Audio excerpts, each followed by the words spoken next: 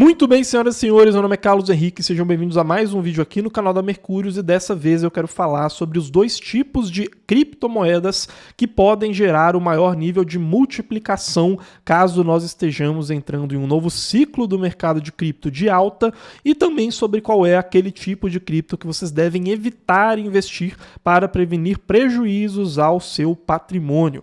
Para começar isso daqui, eu vou precisar explicar sobre como funcionam os ciclos do mercado de cripto. Dois conceitos em específico. O primeiro desses conceitos é que a cada ciclo a maior parte das altcoins inevitavelmente acaba sendo varrida do mercado. Esse daqui é um estudo da K33 Research, uma das principais researches de cripto do mundo, em que eles comparam um investimento que foi feito em Bitcoin lá em 2015 com esse mesmo investimento de $100 tendo sido feito com $1 em cada uma das 100 maiores altcoins naquele momento de mercado e posteriormente fazendo uma rotação e investindo naquelas novas altcoins que entrassem nesse top 10 de mercado. Percebam que ao final desse período o Bitcoin gerou uma valorização que proporcionou um capital de quase $50 mil, enquanto que o portfólio de altcoins não chegou a atingir sequer $7 mil, apesar daqueles momentos em que essas altcoins conseguem performar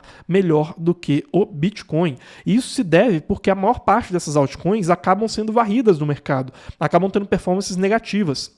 Dessas mais de 1.000 altcoins que foram investidas ao longo desse período, 714 foram consideradas inativas. Elas chegaram a zero, ou então as próprias redes, a infraestrutura delas acabaram sendo extintas. 202 altcoins tiveram performance negativa, 76 tiveram uma performance positiva e 16 somente tiveram uma performance extremamente positiva, que foi uma multiplicação de mais de 50 vezes. Então percebam como que a maior parte das altcoins simplesmente não consegue superar o Bitcoin ao longo dos ciclos. O segundo conceito é que a criação de novos ciclos de tecnologia sustenta narrativas que podem acabar saindo dos holofotes no ciclo seguinte. Isso fica muito evidente quando a gente entende o ciclo de preço e inovação no mercado de cripto, em que a alta dos preços nos ciclos passados acaba impulsionando o financiamento de novos projetos e a contratação de novos programadores, de novos desenvolvedores.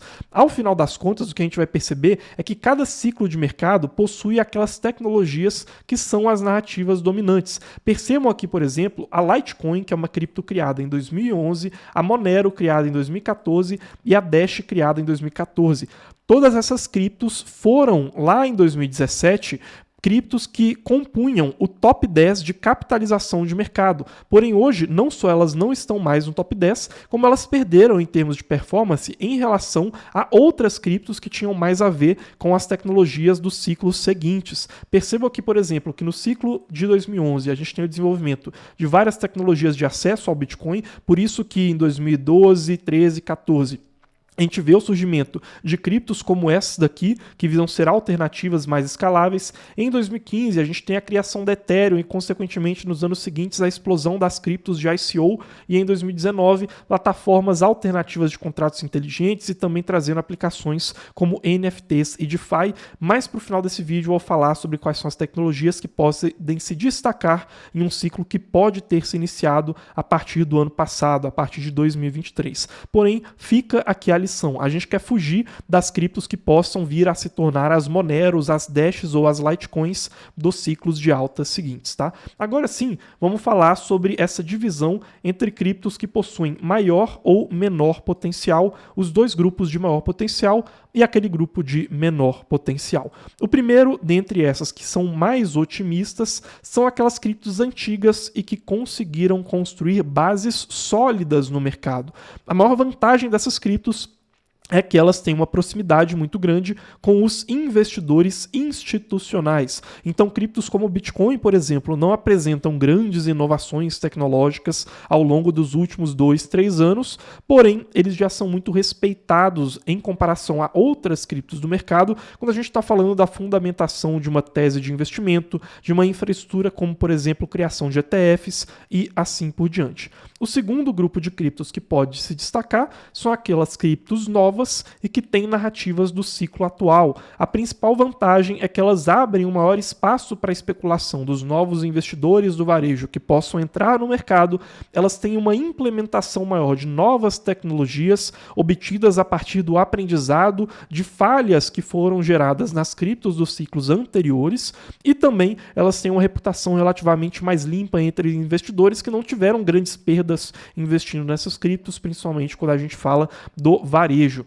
E o grupo de criptos que deve ser evitado são aquelas criptos antigas, porém que não conseguiram construir o suficiente. Essas são aquelas criptos que eu chamo de pior dos dois mundos, ou seja, elas são antigas, mas não conseguiram construir infraestrutura o suficiente para dar o salto em direção aos institucionais, e elas também não são novas o suficiente para serem a primeira opção dos tomadores de risco desse ciclo que buscam novas narrativas, além de poderem ter ficado para trás em termos de criação tecnológica. Como eu disse, essas podem ser as próximas Moneros, Litecoins e Dashes do futuro, e nós queremos evitar essas criptos. Eu já vou falar aqui sobre setores e criptos para ficar de olho, mas antes disso saibam que você pode obter gratuitamente informações como essa daqui que a gente enviou gratuitamente no dia 16 de fevereiro com criptos fora do radar para 2024. O que acontece é que diariamente às 7 da manhã nós enviamos um e-mail chamado de Minuto Cripto.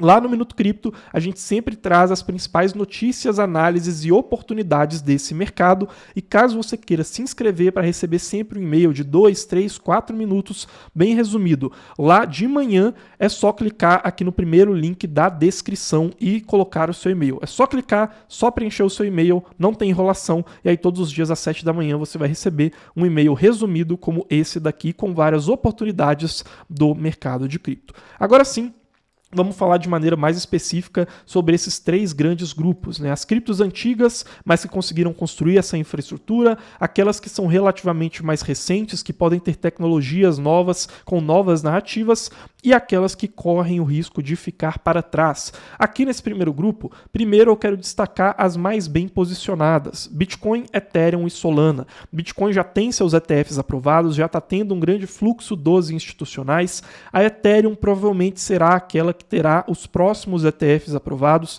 é o principal ecossistema escolhido para parcerias corporativas, e a Solana, que foi a terceira principal cripto escolhida pelos investidores que utilizaram os principais veículos de investimento institucionais do mercado de cripto. Isso daqui eu não estou tirando da minha cabeça, vocês conseguem reparar nesse gráfico aqui. Ele coloca em diferentes cores quais são as criptos do mercado que receberam os principais aportes nesses veículos de investimento institucionais, e aqui em azul está marcado o Bitcoin, mas eu vou voltar aqui antes da aprovação do ETF de Bitcoin, principalmente dessa linha vermelha para trás, lá em 2023, e vocês vão perceber em preto a Ethereum sendo destacada e em vermelho a Solana. Percebam inclusive momentos em que a Solana consegue superar a Ethereum, ficando somente atrás do Bitcoin. E a gente tem toda essa construção de parcerias corporativas, né, como por exemplo o Solana Pay, integração com a Shopify e a Visa escolhendo a Solana para métodos de pagamentos. Então elas, na minha visão, são as mais bem posicionadas.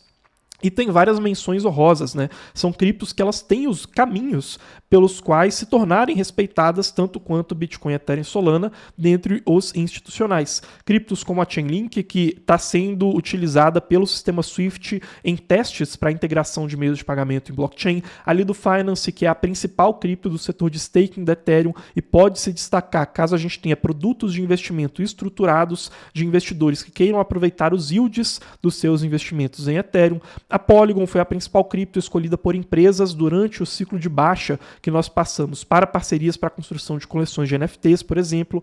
A Aave e a MakerDAO, que são as principais criptos hoje entrando nesse sistema de tokenização de ativos do mundo real para dívidas sobrecolateralizadas no mercado de cripto. Então são essas criptos do setor de lending e de RWA, então são bem interessantes também.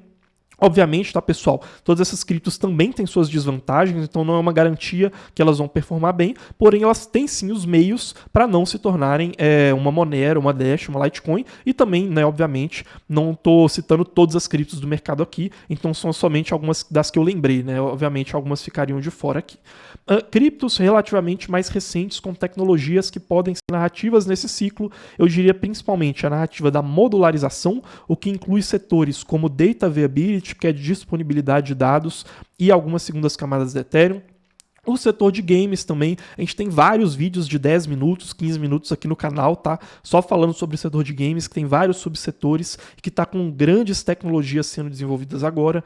As novas criptos de DeFi, criptos que estão desenvolvendo funcionalidades como, por exemplo, no setor de derivativos, ou então o provimento de liquidez de forma mais flexível, muitas delas até inspiraram o próprio desenvolvimento recente da Uniswap, e criptos Layer 1 monolíticas alternativas à Solana, como Sui, Sei e Aptos, também podem se destacar nesse sentido.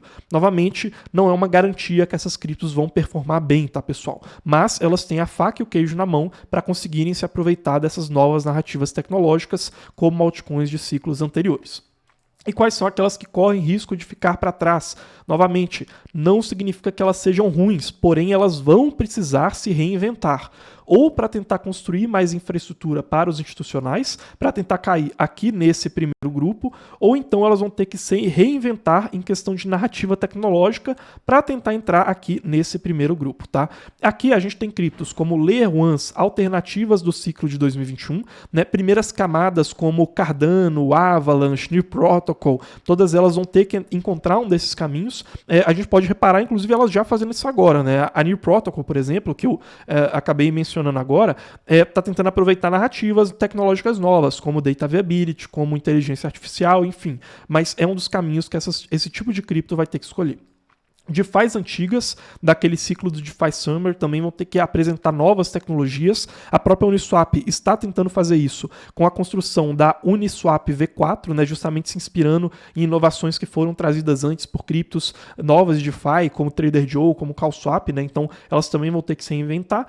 E jogos que utilizaram mecanismos de incentivos insustentáveis no ciclo anterior, jogos como X-Infinity, enfim, é só um dos vários que também passaram por isso, caso eles não queiram ser altcoins que nunca mais vão atingir as suas máximas históricas novamente, esse tipo de jogo aqui também vai ter que se reinventar, tá, pessoal? Bom, por hoje era isso, espero que tenham gostado do vídeo, deixem o like aqui embaixo, se inscrevam no canal, não se esqueçam que aqui embaixo a gente tem o link de inscrição gratuita para o Minuto Cripto, todos os dias às 7 da manhã, para vocês receberem um e-mail resumido com as principais notícias, análises e oportunidades do mercado. No mais é isso, deixa aqui o seu comentário, a gente se vê no próximo vídeo e até mais, pessoal. Valeu!